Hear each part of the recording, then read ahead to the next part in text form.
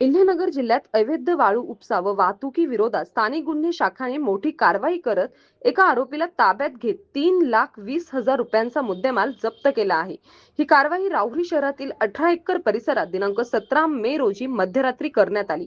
Police अधीक्षक मुमक्का सुदर्शन यांच्या आदेशानुसार व पोलीस निरीक्षक किरण कुमार कबाडी यांच्या मार्गदर्शनाखाली स्थानिक गुन्हे शाखाचे पोलीस उपनिरीक्षक संदीप मुरकुटे, पोलीस अंमलदार भगवान थोरात, रमजीराजा आतार, प्रकाश मांडगे, विशाल तनपुरे तसेच चालक उत्तरेश्वर मोराळे यांचे पथक अवैध वाळू उपसा व वाहतुकी विरोधात गस्त घालत होते.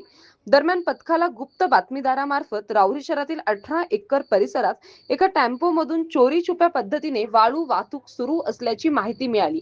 माहितीच्या आधारे पोलिसांनी तात्काळ घटनास्थळी सापळा रचला.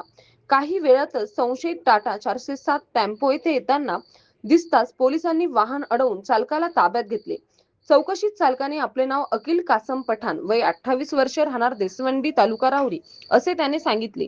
तसेच संबंधित टेम्पोचा मालक ओमकार संजय तनपुरे, राहणार तनपुरेवाडी, तालुका राहुरी असल्याची माहिती दिली.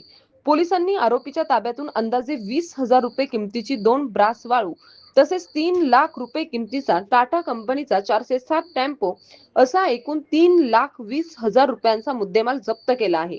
या प्रकरणी राहुरी पोलीस ठाण्यात वाळू चोरीचा गुन्हा दाखल करण्यात आला असून पुढील तपास राहुरी पोलीस करीत आहेत. दरम्यान अहिल्यानगर जिल्ह्यात कुठेही अवैध धंदे सुरू असल्याची माहिती मिळाल्यास नागरिकांनी स्थानिक गुन्हे शाखा अहिल्यानगर यांच्या 02-41-24-16-111 या दूरध्वनी क्रमांकावर किंवा डायल 112 वर संपर्क साधावा असे आवाहन पोलिसांनी केले आहे. सतीश फुलसौंदर सह राजेंद्र म्हसे, MS न्यूज 15 राहुरी अशाच नवनवीन बातम्या पाहण्यासाठी चॅनलला सबस्क्राईब करा.